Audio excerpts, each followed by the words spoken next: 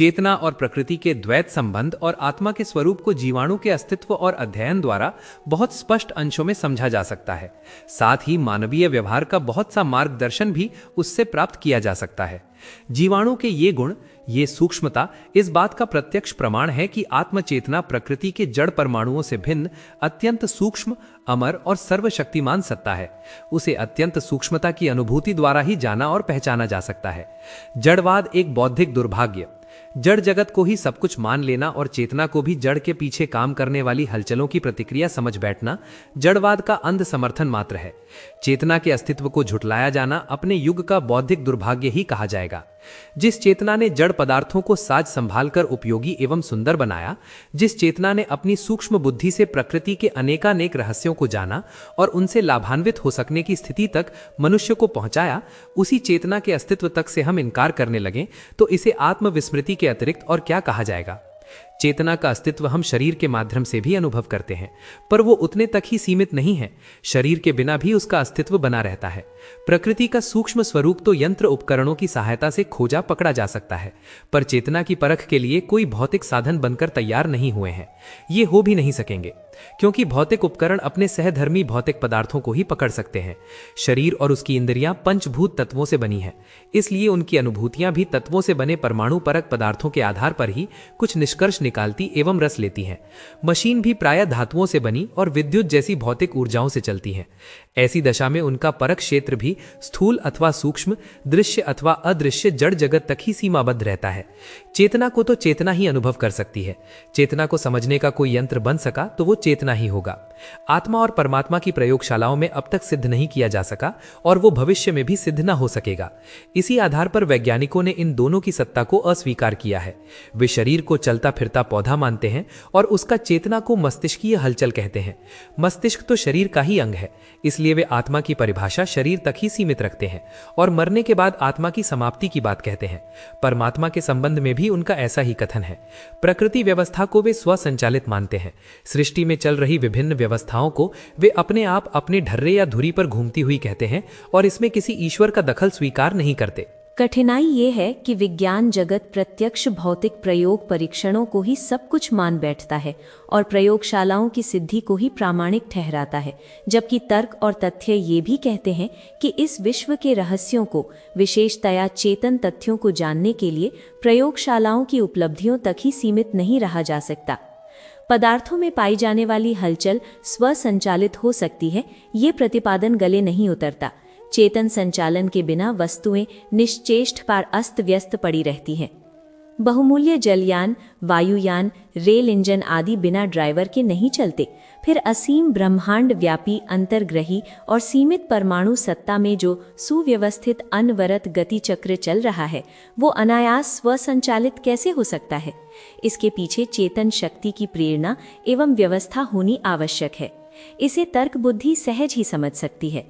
यदि विवेक, तर्क एवं बुद्धि को भी यांत्रिक उपकरणों की तरह ही साक्षी साधन मान लिया जाए तो फिर ईश्वर के अस्तित्व को समझने, स्वीकार करने में कोई कठिनाई न रहेगी। आत्मा के अस्तित्व को प्रयोगशाला में तो सिद्ध नहीं किया जा सका, पर अन्य ऐसे अकाट्य प्रमाण मौजूद हैं जिनसे ये सिद्ध होता है कि मरने के बाद भी जीव चेतना का अस्तित्व बना रहता है। इस तथ्य की साक्षी में प्रेतात्माओं की हलचलें तथा पुनर्जन्म की ऐसी घटनाएं प्रस्तुत की जा सकती हैं जो प्रामाणिक व्यक्तियों के अनुभव में आई हैं और उन्हें झुठलाया नहीं जा सकता। इसी प्रकार पुनर्जन्म के भी अगणित प्रमाण मिलते हैं जिनसे सिद्ध होता है कि पिछले जन्म की ऐसी अनेक घटनाओं का विवरण नए जन्म में स्मरण बना रह सकता है, जो अन्य लोगों को विदित नहीं था। किसी ने सिखा पढ़ाकर पूर्व जन्म विवरण का कौतूहल तो खड़ा नहीं कर दिया है। इस आशंका की काट उन प्रमाणों से हो जाती है जिनमें बालकों ने अपने पूर्व जन्म के संबंधियों को पहचाना और नाम लेकर पुकारा है। इसी प्रकार उन्होंने नितांत व्यक्तिगत ऐसी घटनाएं सुनाई हैं जो संबद्ध व्यक्तियों के अतिरिक्त अन्य लोगों को विदित नहीं हो सकती थीं। जमीन में अपना गड़ा हुआ धन बताकर उसे निकलवाना पूर्व स्मृति का ठोस प्रमाण समझा जा सकता है। प्रेतात्माओं के अस्तित्व और पुनर्जन्म के प्रत्यक्ष प्रमाणों को भी यदि प्रयोगशाला के सिद्ध तथ्यों की तुलना में माना जा सके तो फिर आत्मा और परमात्मा के अस्तित्व में संदेह की कोई गुंजाइश नहीं रह जाती। The human personality and it's survival of bodily death नामक पुस्तक में ऐसे अनेक उदाहरण प्रस्तुत किए गए हैं जो शरीर में पृथक आत्मा के स्वतंत्र अस्तित्व को सिद्ध करते हैं। कई उदाहरण एक व्यक्ति के शरीर पर किसी दूसरी आत्मा द्वारा आधिपत्य रखने और फिर उसे मुक्त कर देने के हैं। साथ ही संगीत, गणित, ललित कलाओं आदि में अद्भुत क्षमता व प्रवीणता वाले बच्चों के विवरण भी हैं, जिनका असाधारण ज्ञान पूर्व जन्म की संचित ज्ञान सामग्री ही सिद्ध होता है। गणित शास्त्री ओस्पेंस्की ने 3 ग्रंथों में गणित के आधार पर चेतना के व्यापक अस्तित्व को सिद्ध करने का अकाट्य प्रयत्न किया है। इस संदर्भ में उनके द्वारा लिखे गए ग्रंथों में in search of the miraculous tertium organum theory of eternal life अधिक प्रसिद्ध है। भौतिकी के आचार्य रॉबर्ट मायर ने ऊर्जा के दर्शन पर जो खोजें की हैं, वे बताती हैं कि उसकी अधिकाधिक सूक्ष्म स्थिति में जो तत्व शेष रह जाता है उसे चेतना की संज्ञा दी जा सकती है। ये उच्च स्तर पर एक रस और सर्वव्यापी स्थिति में बनी रहती है। उसका उत्पादन और विलयन क्रम तो स्थूल रूप से ही चलता है। मनोवैज्ञानी जेवी राइन ने मानवीय मनस चेतना को पराजागतिक और पराभौतिक की संज्ञा दी है। वे उसका स्वरूप विद्युतीय एवं चुंबकीय स्तर की ऐसी स्वतंत्र इकाई के रूप में मानते हैं जो मरने के बाद भी अपनी सत्ता बनाए रहती है। उसमें इतने प्रबल संकल्प भी जुड़े रहते हैं जिनके सहारे पुराने स्तर की तथा नए प्रकार की किसी आकृति का सृजन और धारण कर सके। उनकी दृष्टि में वह व्यक्ति चेतना दृश्य अथवा अदृश्य स्थिति में अपना स्वतंत्र अस्तित्व बनाए रहने में पूर्णतया समर्थ है। आइंस्टाइन ने सृष्टि के मूल में चेतना को सक्रिय माना था। J.A. Thompson, James Jones, A.S. एडिग्रन आदि ने विज्ञान की नवीन दिशाओं का अलग अलग विवेचन करते हुए एक ही बात कही है। विज्ञान के पास जीवन के प्रारंभ होने की कोई प्रामाणिक जानकारी नहीं है। वैज्ञानिक अन्वेषण अब चेतना और विचार जगत की ओर बढ़ रहे हैं। भारतीय दर्शन और संस्कृति आदिकाल से आत्मा की अखंडता पर आस्थावान है। अणु मात्र होकर भी वह संपूर्ण शरीर पर आधिपत्य रखता है। भावनात्मक परिष्कार से आत्मबल बढ़ता है और अपने स्वरूप को जानने वाला जीवात्मा परमात्मा सत्ता से एक रूप हो जाता है। नोबेल पुरस्कार विजेता भौतिकीविद श्री पियरे द कोम्टे ने आत्मा को विश्वात्मा से संबंधित बताया है तथा इसी आधार पर उसे अमर भी कहा है, क्योंकि विश्व चेतना अमर है और आत्मा उसी की छोटी इकाई मात्र है। इलेक्ट्रोडायनामिक सिद्धांतों के अनुसार ईगो की छानबीन की जाने पर यह तथ्य सामने आए हैं कि जन्म मरण चक्र में भ्रमण करती हुई भिन्न भिन्न आकृति प्रकृति अपनाते हुए भी मूल सत्ता अक्षुण्ण रहती है। विभिन्न खोजों के बाद विश्व विख्यात वैज्ञानिक फ्रेड हायल तथा जयंत विष्णु नार्लिकर ने यह स्थापना की है कि विश्व रचना में कारणभूत अणु और मानवीय शरीर की संरचना में कारणभूत जीवाणु की मूल संरचना एक सी है। दी सूट्स ऑफ कोइंसिडेंस के लेखक डॉक्टर ऑथर कोएस्लर ने जीवात्मा को आणविक या रासायनिक संघात से सर्वथा भिन्न माना है। You do take it with you के लेखक डेविड मिलर ने मस्तिष्कीय कोशों में ही घुली हुई एक अतिरिक्त चेतना को माना है तथा उसका स्वतंत्र अस्तित्व स्वीकार किया है। ये चेतना मस्तिष्क के कोशों को प्रभावित करती है। हमारा विश्व एक विराट शक्ति सागर है। ये शक्ति सागर जड़ चेतन से मिश्रित है। प्राणियों की सत्ता इनमें एक बुलबुले की तरह स्वतंत्र अस्तित्व बनाती है, विकसित होती है और समयानुकूल विलीन हो जाती है। मूर्धन्य वैज्ञानिकों की मान्यता है कि इस विराट शक्ति सागर में एक भौतिक शक्ति धारा है, दूसरी प्राणिज, दोनों एक अविच्छिन्न युग्म बनाती हैं। विकासमान विज्ञान अब जीवन को रासायनिक संयोग मात्र नहीं मानता। मनुष्य चेतना की मरणोत्तर सत्ता तो स्वीकार ही कर ली गई है। अब चेतना जगत की स्वतंत्र सत्ता को एक घटक मानने की बारी है। आश्चर्यजनक सूक्ष्म से भी सूक्ष्मतर जगत। आजकल विज्ञान केवल प्रत्यक्ष और प्रमाण सिद्ध को ही सत्य मानने का आग्रह लेकर चलता रहा है, परंतु ये कोई आवश्यक नहीं है कि जो प्रत्यक्ष दिखाई दे या अनुभव में आए वो सत्य ही हो। जो कुछ हम आंखों से देखते हैं, क्या वही सत्य है?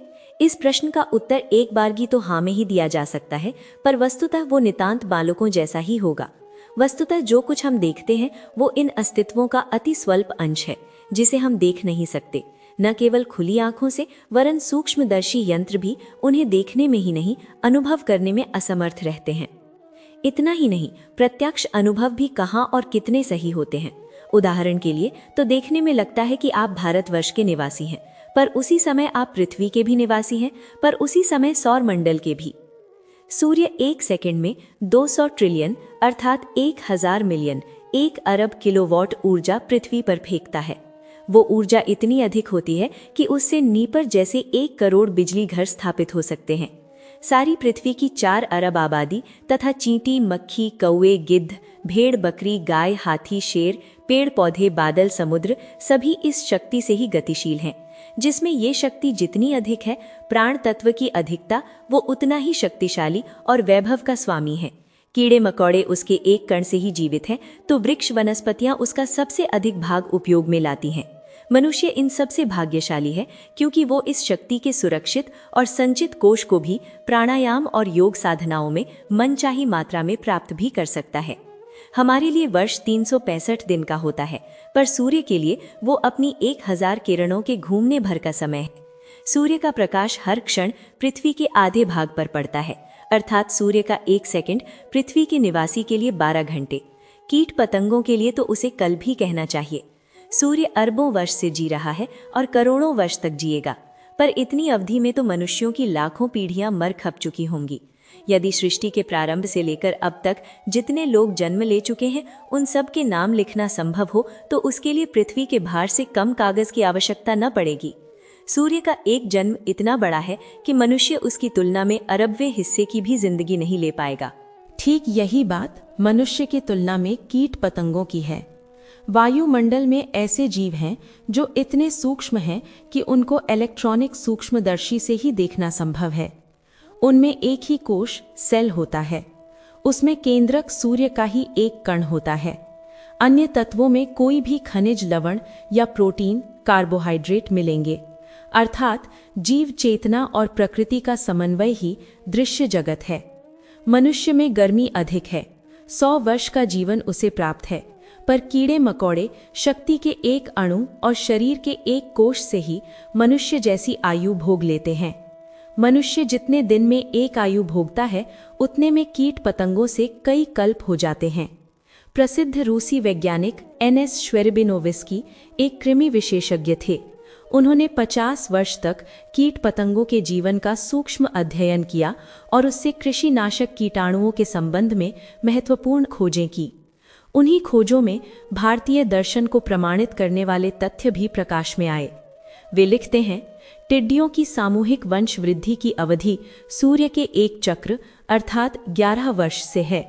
अर्थात 11 वर्ष में उनकी प्रलय और नई सृष्टि का एक क्रम पूरा हो जाता है।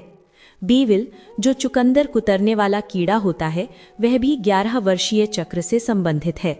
पर कुछ कीड़ों की सामूहिक वृद्धि 22 वर्ष, कुछ की 33 वर्ष है।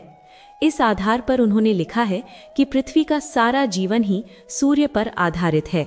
सिद्ध होता है कि नन्हे नन्हे जीवाणु, बैक्टीरिया तथा विषाणु, वायरस सभी का जीवन कोश, नामिक या न्यूक्लियस सूर्य का ही प्रकाश स्फुलिंग और चेतन परमाणु है, जबकि उनके कोशिका सार, साइटोप्लाज्म में अन्य पार्थिव तत्व।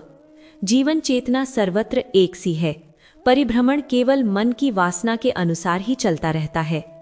नाभिक में भी नाभिक न्यूक्लियोलस होते हैं, जिससे यह भी सिद्ध होता है कि जिस प्रकार कोशिका सार, साइटोप्लाज्म का सूर्य नाभिक होता, नाभिक अग्नि तत्व होता है, अग्नि या प्राण में ही मन होता है, उसी प्रकार मन की चेतना में ही विश्व चेतना या ईश्वरीय चेतना समाहित होनी चाहिए। प्रत्यक्ष में सूर्य भी स्वप्रकाशित नहीं, वह आकाश गंगा और निहारिकाओं के माध्यम से किसी सुदूर केंद्रक से ही जीवन प्राप्त कर रहा है। अर्थात सृष्टि के समस्त मूल में एक सर्वोपरि शक्ति है, उसे ही परमात्मा माना गया है। वही चेतना पदार्थ के संयोग से जीवों के रूप में व्यक्त होती है। श्री शंकराचार्य ने तत्वबोध में इसी तथ्य की पुष्टि करते हुए लिखा है, नित्य शुद्ध विमुक्तकम अखंड आनंदम द्वयम सत्यम ज्ञानम अनंतम यत् परम ब्रह्ममेव तत् एवं निरंतराभ्यस्ता ब्रह्मेवा अस्मिति वासना हरति अविद्या विक्षेपान रोगानिव रसायनम। तत्वबोध 36-37। अर्थात जो तीनों कालों में रहने वाला, कभी नाश नहीं होता, जिसका जो मल रहित और संसार से विरक्त एक और अखंड अद्वितीय आनंद रूप है, वही ब्रह्म है। किंतु वही ईश्वरीय चेतना मैं हूँ के अहंकार भाव के निरंतर अभ्यास से उत्पन्न हुई वासना रोगों को रसायन के समान अविद्या से उत्पन्न होने वाले चित्त विक्षेप के कारण वास्तविक ज्ञान को नष्ट कर देती है और ईश्वरीय चेतना जीव रूप में काम करती हुई वासनाओं की पूर्ति में कभी यह कभी वह शरीर धारण करती भ्रमण करने लगती है। हमें मालूम है कि सूर्य ही नहीं, चंद्रमा, बृहस्पति, शुक्र, शनि तथा सभी तारागण तक विकिरण करते हैं।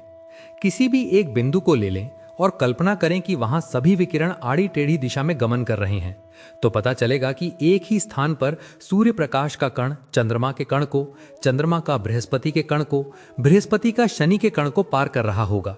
फिर ये क्रम निरंतर चल रहा होगा। अर्थात सिनेमा के पर्दे की तरह की गति और दृश्य उस समय हर ग्रह नक्षत्र के अंतर्वर्ती क्षेत्र का विद्यमान होगा। जिस प्रकार सूर्य के रासायनिक आकाशमंडल में hydrogen, helium, carbon, nitrogen, oxygen, sodium, silicon, गंधक, titanium, manganese, cobalt, nickel, zinc आदि 24 रासायनिक तत्व विद्यमान हैं, उसी प्रकार हर ग्रह के आकाश क्षेत्र में भिन्न जाति के आकाशमंडल हैं। ये तत्व ही ब्रह्मांड का निर्माण करते हैं।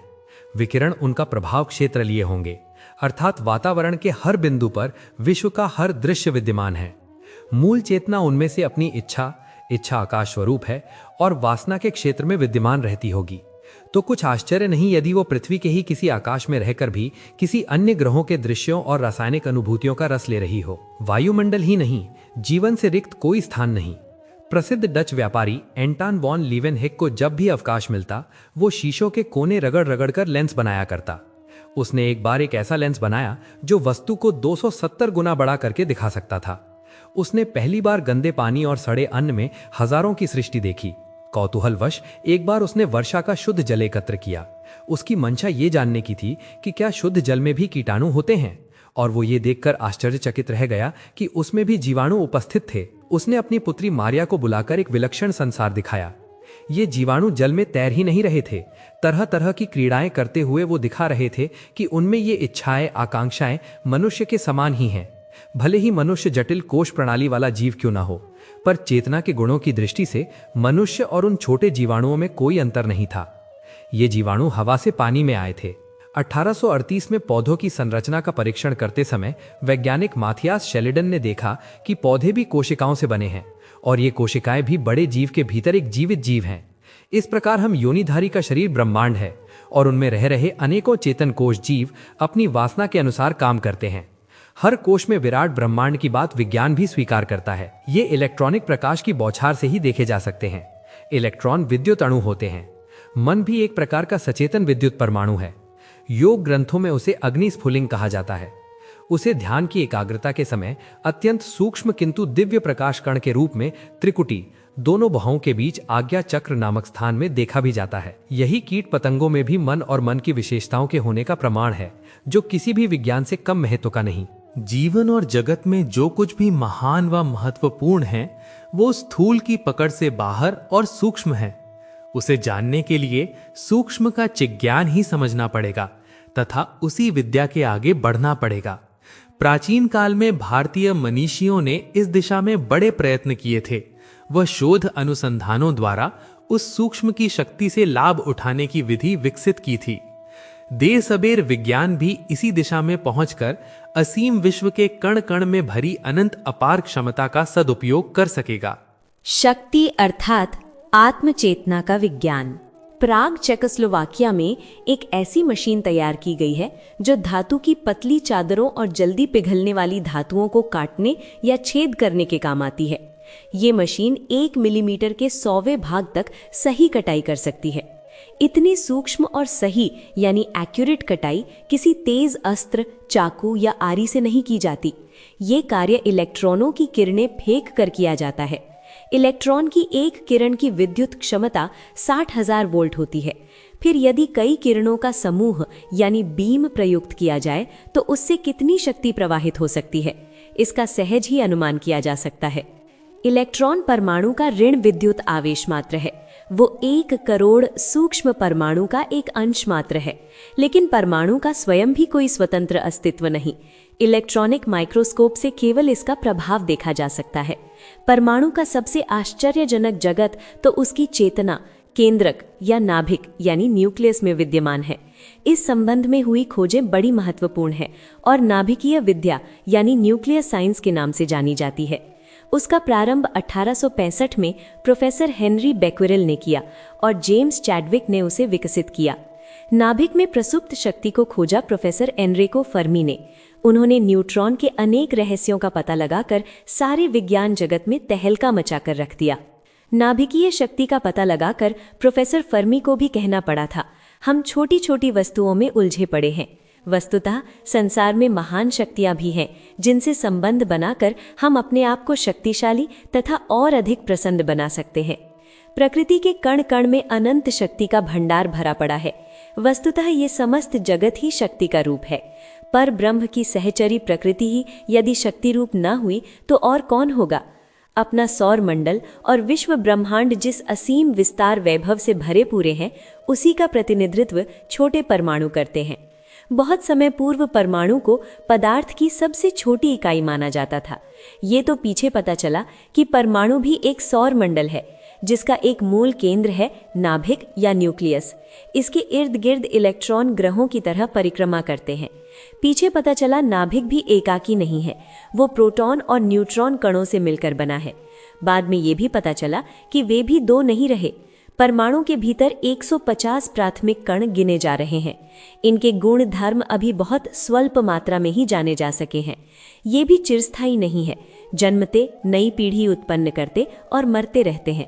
इन कणों को विद्युत आवेश की दृष्टि से दो भागों में बांटा जा सकता है, पॉजिट्रॉन अर्थात धनावेशी कण, इलेक्ट्रॉन अर्थात ऋणावेशी कण। परमाणु भौतिकी में ऊर्जा की सबसे छोटी इकाई इलेक्ट्रॉन वोल्ट मानी जाती है। वो इतनी कम है जितनी किसी वस्तु को बहुत ही हल्के हाथ से पेंसिल की नोक छुआ देने भर से उत्पन्न होती है। प्राथमिक कण को इतनी ही ऊर्जा युक्त माना गया है। परमाणु का अस्तित्व इतना कम है कि उसे स्वाभाविक स्थिति में नहीं जाना जा सकता।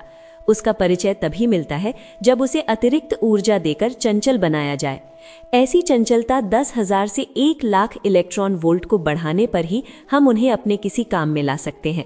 उसका नाभिक विचलित करने के लिए 1,00,000 से लगाकर 100,00,000 तक इलेक्ट्रॉन वोल्ट ऊर्जा की आवश्यकता पड़ती है। विभिन्न पदार्थों में पाए जाने वाले कणों की संरचना अलग अलग प्रकार की है। हाइड्रोजन परमाणु के नाभिक में केवल एक प्रोटॉन पाया जाता है, जबकि अन्यों में अनेक। यूरेनियम के नाभिक में तो 62 प्रोटॉन पाए जाते हैं। भौतिकी का मोटा और सर्वमान्य नियम यह है कि समान आवेश वाले कण एक दूसरे को दूर धकेलते हैं और असमान आवेश वाले एक दूसरे को पास खींचते हैं। विद्युत और चुंबकीय बल का आधार यही है। नाभिक में धनावेशी प्रोटॉन होते हैं, इसलिए स्वभावतः ऋणावेशी इलेक्ट्रॉन उनका चक्कर काटेंगे। पर आश्चर्य यह है कि नाभिक के भीतर सभी प्रोटॉन धनावेशी होते हैं और वे साथ साथ निर्वाह करते हैं। इसमें तो भौतिकी का सर्वमान्य सिद्धांत ही उलट जाता है। इस समस्या का समाधान करते हुए वैज्ञानिक इस निष्कर्ष पर पहुंचे हैं कि नाभिक के क्षेत्र में विद्युत चुम्बकीय नियम निरस्त हो जाता है। उसके स्थान पर एक अन्य बल काम करता है जिसका नाम नाभिकीय बल रखा गया है। यह विद्युत चुम्बकीय बल की तुलना में 100 गुना अधिक सशक्त माना गया है। इसका प्रभाव अपने छोटे क्षेत्र तक ही सीमित रहता है। प्राथमिक कण न केवल अपनी छोटी कक्षा में वरन धुरी पर भी घूमते हैं। अन्य ग्रहों की तरह ही उनका भी वही क्रम है। नाभिक को तोड़ने से प्रचंड ऊर्जा प्राप्त होती है। इसके लिए कणों को अतिरिक्त ऊर्जा देनी पड़ती है। इसके लिए बहुमूल्य संयंत्र बनाए गए हैं जिन्हें साइक्लोट्रॉन या सिंक्रोट्रॉन कहते हैं। अमेरिका के ब्रूक हेवन के क्षेत्र में बने संयंत्र में 30 अरब इलेक्ट्रॉन वोल्ट की क्षमता है। रूस के डुबना क्षेत्र में बने संयंत्र में इससे भी 2.5 गुनी अधिक क्षमता है। आइंस्टाइन द्वारा प्रादुर्भूत शक्ति महासूत्रों के आधार पर यदि 1 पाउंड पदार्थ को पूर्णतया शक्ति रूप में बदला जाए तो उससे इतनी ऊर्जा प्राप्त होगी जितनी 14 लाख टन कोयला जलाने से मिल सकती है। इसमें 25,000 अश्व शक्ति का कोई इंजन कई सप्ताह सतत कार्य करता रह सकता है। ये नई अणु महाशक्ति निश्चय ही संसार की काया पलट करके रखेगी। इस तथ्य को सभी जानकार लोगों ने उसी समय जान लिया था।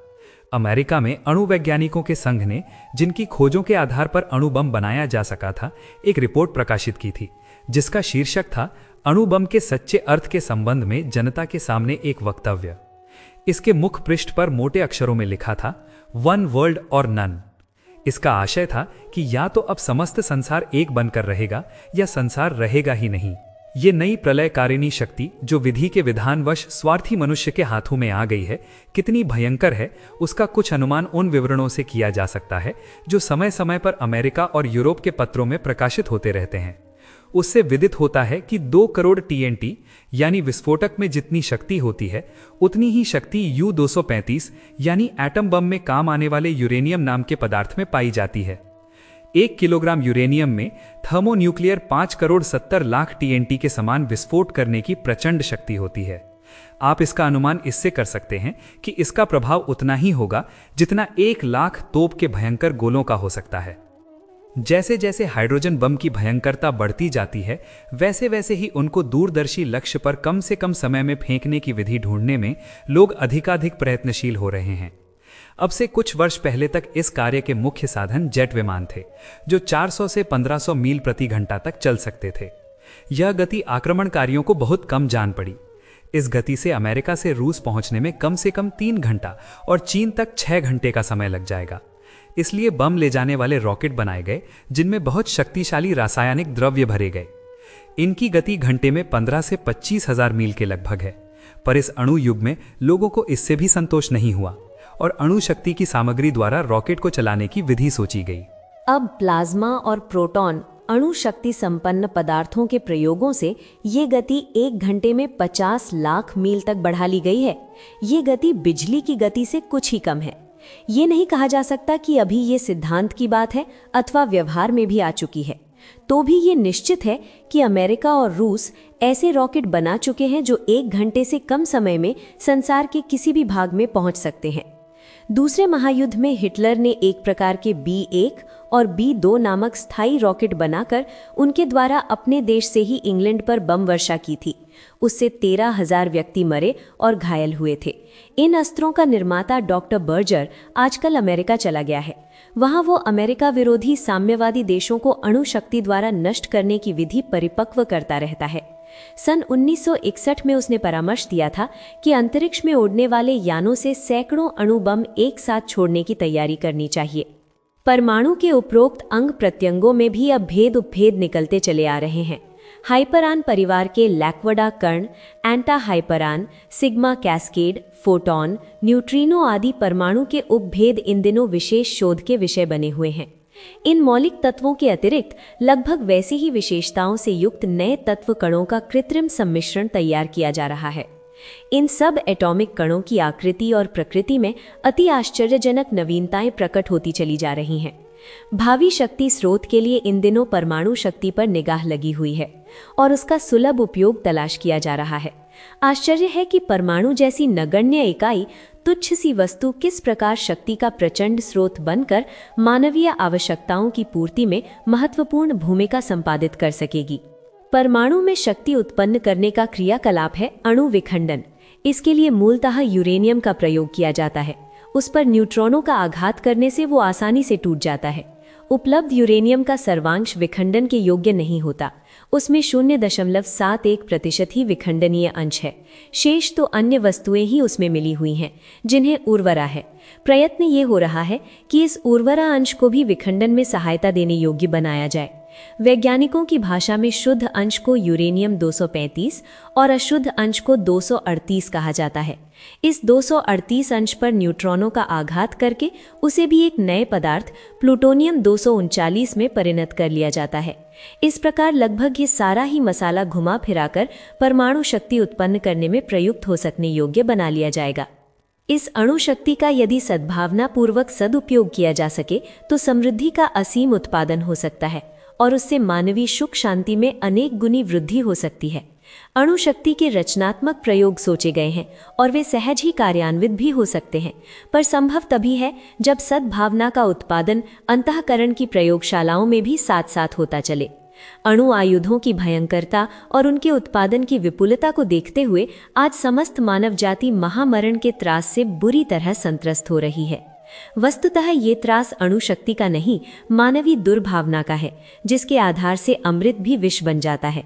यदि पाशा पलट जाए, दुर्बुद्धि का स्थान सद्भावनाएं ले ले और अणु शक्ति का उपयोग रचनात्मक कार्यों में होने लगे तो उसकी सुखद संभावनाओं का क्षेत्र भी अत्यंत व्यापक हो सकता है। रेडियो सक्रियता की धातुओं में नियंत्रित एवं व्यवस्थित क्रम से संजोकर आइसोटोप बनाए जाते हैं। इनका उपयोग चिकित्सा, उद्योग, हाइड्रोलॉजी आदि में होता है। थायराइड ग्रंथियों की गड़बड़ी रोकने के लिए रेडियो आइसोटोपों का प्रयोग होता है। स्वर्ण निर्मित आइसोटोप कैंसर की चिकित्सा में काम आते हैं।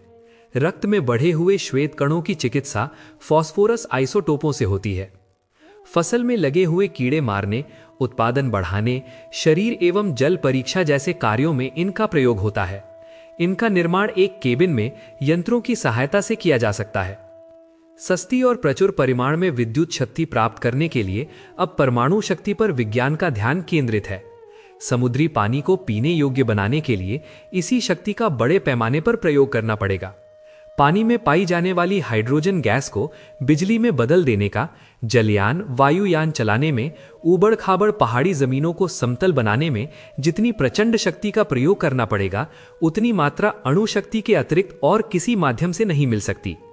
अणु ऊर्जा से बिजली पैदा करने का कार्य अब अनेक विकसित देशों में हो रहा है। सन 1971 में संसार भर में अणु शक्ति से बिजली उत्पन्न करने वाले 102 रिएक्टर थे और 16,000 मेगाटन बिजली उनसे पैदा हो रही थी। अब यह वृद्धि द्रुत गति से हो रही है। अनुमान है कि 1980 में 3 लाख मेगाटन बिजली इसी आधार पर पैदा होने लगेगी, जो संसार के समस्त विद्युत उत्पादन की 15% होगी। सन 2000 में आधी बिजली अणु शक्ति द्वारा उत्पन्न की जा रही होगी। इन दिनों बिजली, भाप, तेल, गैस, कोयला आदि के माध्यम से ईंधन की जरूरत पूरी की जाती है और उन्हीं से विविध विधि प्रयोजन सिद्ध किए जाते हैं। भविष्य में शक्ति का स्रोत अणु ऊर्जा बन सकती है और उससे वे कार्य हो सकते हैं जो आज के साधनों से संभव नहीं।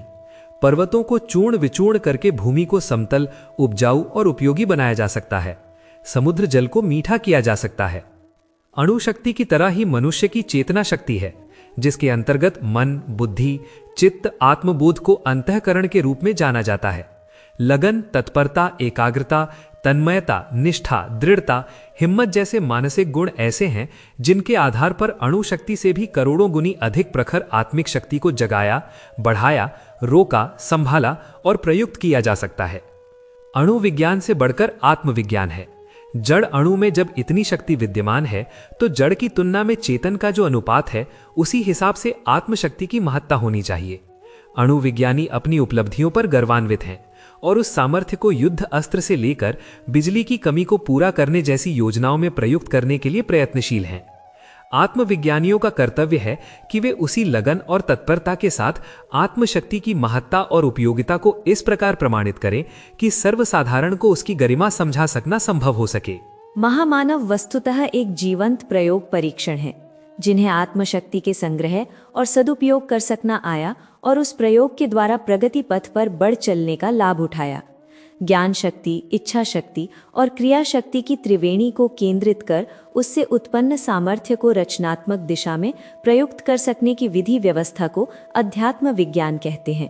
मध्यकाल में उसका स्वरूप अंधविश्वासी जनता और श्रद्धा शोषक साधना व्यवसायी लोगों द्वारा विकृत अवश्य हो गया और उससे अनास्था भी फैली, पर उससे मूल तथ्य पर कोई आंच नहीं आती। सत्य जहां था वहां का वही मौजूद है। अणु शक्ति की ऊर्जा बिखर जाने से हानि होती है। आत्मशक्ति का रावण, कुंभकर्ण, भस्मासुर, हिरण्यकश्यपु की तरह दुरुपयोग होने का खतरा है। सिद्धि चमत्कारों के हास परिहास में उसे कौतुक कौतूहल के बाजारू स्तर पर रखकर उपहासास्पद भी बनाया जा सकता है, पर यदि उसे ठीक तरह समझा और संभाला जाए, वैयक्तिक विकास और सामाजिक उत्कर्ष में उसका सुविज्ञ व्यक्तियों द्वारा उपयोग किया जाए तो उसकी गरिमा अणु शक्ति की तुलना में अधिक महत्वपूर्ण सिद्ध हो सकती है। आत्मिक प्रयोजनों के लिए भी इस सिद्धांत को अपनाकर योगी सिद्ध संतों ने अनेक लाभ उठाए हैं।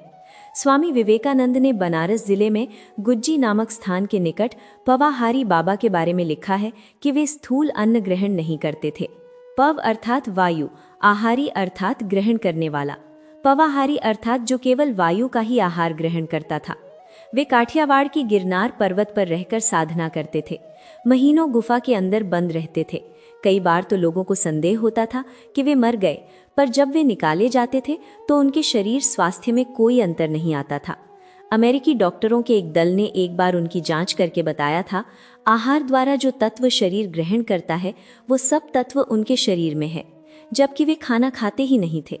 श्री पवाहारी बाबा अपने विचार व भावनाओं के चेतना प्रवाह द्वारा हवा में पाए जाने वाले अन्न और खनिज के सभी तत्व खींच लेते थे और इसी का परिणाम था कि वे बिना खाए जीवित बने रहते थे।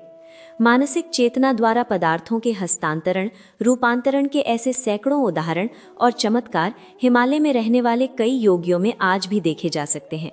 ये सब अंतः चेतना की शक्ति के विकास से ही संभव होता है। पदार्थ के नाभिक की शक्ति का साधारण अनुमान उसकी इलेक्ट्रॉनिक शक्ति से लगाते हैं, तो आत्म चेतना की शक्ति का तो अनुमान ही नहीं किया जा सकता। ऊर्जा कोई स्थूल पदार्थ नहीं है। ताप, विद्युत और प्रकाश के सम्मिलित रूप को ही ऊर्जा कहते हैं। प्रकृति का प्रत्येक कण इस तरह एक शक्ति है, जबकि आत्मा उससे भी सूक्ष्म और उस पर नियंत्रण करने वाला है। इसलिए उसे ताप, विद्युत या प्रकाश के लिए बाह्य साधन भी अपेक्षित नहीं। यदि हम आत्मा को प्राप्त कर सकें तो इन तीनों आवश्यकताओं की पूर्ति हम अपने भीतर से ही कर सकते हैं। घोर अंधकार में भी आत्मदर्शी निर्भय चला जाता है, क्योंकि उसका प्रकाश उसे साथ देता है। जिस तरह हम दिन के प्रकाश में चलते हैं, योगी घने अंधकार में भी वैसे ही चलता है। विद्युत एक ऐसी शक्ति है जिससे शेर, चीते भी बस में किए जा सकते हैं। वह मनुष्य के पास हो तो वह हथियारों से लैस सेना से भी क्यों डरेगा। स्वामी रामतीर्थ हिमालय की तराइयों में घूमा करते थे, तब शेर, चीते भी उनके पास ऐसे आ जाते थे जैसे छोटे छोटे बच्चे उनके पास खेला करते हैं। उनके शरीर में उतनी शक्ति होती है जिससे प्रकृति के किसी भी परिवर्तन को आसानी से सहन किया जा सके। सूर्य के मध्य भाग में 50 लाख डिग्री ताप होता है, पर वह इस शक्ति का 20 लाखवां हिस्सा ही उपयोग में लेता है। हमारी सामान्य दिखने वाली शक्तियां भी संचित सूर्य की ताप शक्ति के समान हैं, पर उन्हें न जानने के कारण हम दीनहीन स्थिति में पड़े रहते हैं। 1 पाउंड यूरेनियम 235 को तोड़ा जाता है तो उससे उतनी ऊर्जा प्राप्त होती है जितनी 20,000 TNT के विस्फोट से। ये शक्ति इतनी अधिक होती है कि उससे 100 वॉट पावर के 10,000 बल्ब पूरे वर्ष दिन रात जलाए रखे जा सकते हैं। स्ट्रासमान ने सर्वप्रथम इसी शक्ति का उपयोग नागासाकी और हिरोशिमा को फूंकने में किया था। ये सब शक्ति तो आत्मिक चेतना या नाभिक के आश्रित कणों की शक्ति है। यदि नाभिक को तोड़ना किसी प्रकार संभव हो जाए तो विश्व प्रलय जैसी शक्ति उत्पन्न की जा सकती है। इसे आत्मदर्शी योगी जानते हैं। परमाणु का भार अचिंत्य है और उसकी शक्ति अकूत। वैज्ञानिक बताते हैं कि यदि सारी पृथ्वी को पीटकर नाभिकीय घनत्व के बराबर लाया जाए तो वह कुछ घन फुट में ही समा जाएगी। इसी से नाभिक की लघुता का अनुमान किया जा सकता है। किंतु इस घनीभूत की गई पृथ्वी का एक अंगूर के बराबर टुकड़ा काटें तो उसका भार 7.5 करोड़ टन होगा। ऐसी मजबूत चादरों के ऊपर यदि इस टुकड़े को रख दिया जाए जिन्हें छेदना संभव ना हो, तो यही टुकड़ा पृथ्वी को भगाकर अंतरिक्ष में कहीं और लेकर भाग जाएगा।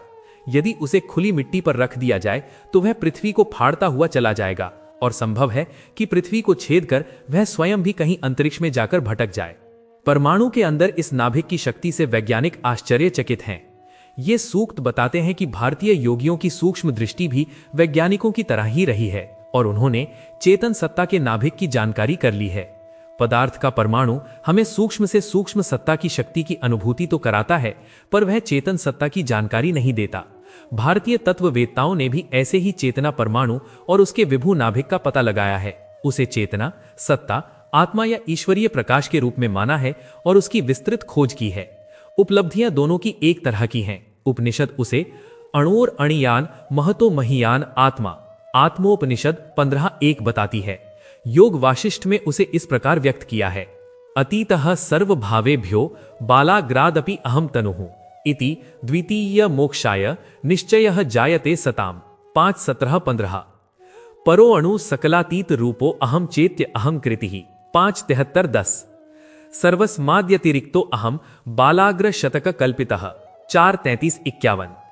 मुक्ति दिलाने वाला ये आत्मा बाल की नोक के 100वें भाग से भी सूक्ष्म परमाणु और दृश्य पदार्थों से विलग रहने वाला है। उसे जानने वाला सब कुछ जानता है। देवी भागवत में आत्मसत्ता की प्रार्थना, या देवी सर्वभूतेषु शक्ति रूपेण संस्थिता, हे भगवती संपूर्ण भूत प्राणियों में शक्ति रूप से आप ही निवास करती हैं, की गई है। उस शक्ति और आत्मचेतना के विज्ञान को भारतीय आचार्यों ने इतना अधिक विकसित किया कि भौतिक उपलब्धियों से जब उसकी तुलना करने लगते हैं तो लगता है कि आज के वैज्ञानिकों ने जो कुछ पाया है वो उस अथाह ज्ञान सागर का जल बिंदु मात्र है। एक बूंद। कहते हैं रूस का मास्को शहर संसार का सबसे बड़ा शहर है। 2 लाख एकड़ क्षेत्र में बसे इस भव्य नगर में 1 करोड़ से भी अधिक नागरिक निवास करते हैं। सन 1980 के आंकड़ों के अनुसार प्रतिवर्ष 1,20,000 के हिसाब से नए फ्लैट बनते जा रहे हैं। प्रतिदिन 350 परिवारों को नए मकान दिए जाते हैं। पूरे शहर में 30 नाट्यघर, 100 सिनेमाघर, 80 उच्चतर माध्यमिक विद्यालय हैं। इनमें 5 लाख छात्र शिक्षा पाते हैं। राजकीय लेनिनग्राड पुस्तकालय में 2 करोड़ 20 लाख पुस्तकें संग्रहीत हैं। इस विशालता में लंदन जैसे 2.5 शहर और पेरिस जैसे 8 शहर समा सकते हैं। हम जिस पृथ्वी में रहते हैं उसमें ऐसे ऐसे 4 और विशाल शहर हैं। छोटों की तो कोई गणना ही नहीं। अकेले भारतवर्ष में ही 6000 के लगभग शहर हैं। दुनिया में तो उनकी संख्या लाखों होंगी। इस प्रकार गांवों की संख्या और उनमें रहने वाले निवासी भी पृथ्वी में भरे पड़े हैं। 13,000 किलोमीटर व्यास वाली पृथ्वी के सूखे भाग की इस व्यापक हलचल और कल्पना में न उतरने वाली विशालता को भला मनुष्य की 1-1 इंच से भी छोटी आंखें कहाँ देखती हैं। पृथ्वी के जिस भाग का वर्णन किया जा रहा है, जो सूखा और आबाद है, वो तो कुल 1/4 हिस्सा है। 3/4 हिस्से में जल भरा हुआ है, समुद्र ही समुद्र है। आइए देखें उसकी लंबाई चौड़ाई कितनी है। हिंद महासागर का क्षेत्रफल 2 करोड़ 80 लाख वर्ग मील है, जबकि भारतवर्ष और पाकिस्तान दोनों का कुल मिलाकर 16,26,148 ही वर्ग मील क्षेत्रफल है। अफ्रीका के दक्षिणी सिरे से लेकर ऑस्ट्रेलिया के बीच तक इसकी लंबाई 6,200 मील है। उसमें 30 लाख खरब टन जल राशि, 80,000 खरब टन नमक और 20 किलोवाट प्रति घंटे की विद्युत शक्ति उसमें भरी हुई है। उसमें रहने वाले जीव जंतुओं की संख्या तो मनुष्य शरीर में जीन्स की तरह असंख्य है। जबकि अभी ऐसे ऐसे 3 और महासागर हैं। प्रशांत महासागर, जिसकी औसत गहराई 14,050 फुट है और फैलाव 63,38,000 वर्ग मील है। अटलांटिक महासागर 12,880 फीट गहरा और क्षेत्रफल 31,83,000 वर्ग मील है। आर्कटिक महासागर 4,200 फुट गहरा और 54,40,000 वर्ग मील में फैला हुआ है।